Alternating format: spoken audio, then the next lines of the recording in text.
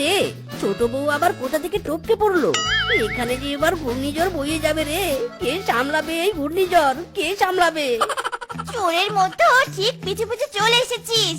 দেখছিস নে, স্বামী স্ত্রীর মধ্যে এখনো কথা হচ্ছে।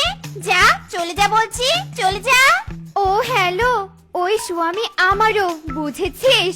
আর চোর কাকে বলছিস? হ্যাঁ, চোর তো তুই, যে কিনা চুপি চুপি এসে আমার স্বামীর কাছ থেকে টাকা হাতিয়ে নিচ্ছিস।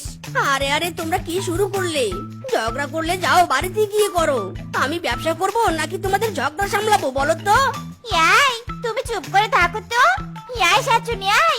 আমি 100 বার আমার স্বামীর কাছ থেকে টাকা হাতিয়ে নিব, তাতে তোর কি? হ্যাঁ, আমার স্বামীর দোকান, আমার স্বামীর টাকা, যা ইচ্ছে আমি তাই করব, তোর কি?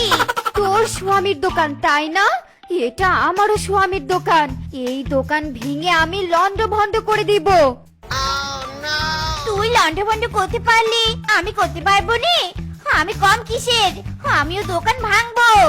ওরে, আমার ব্যবসায় লাল বাতি জ্বালিয়ে দিল গো। ওরে তোরা থাম থাম, এই দোকান ভাঙলে আমরা খাবো কি করে? থাম বেটিটা, থাম বলছি।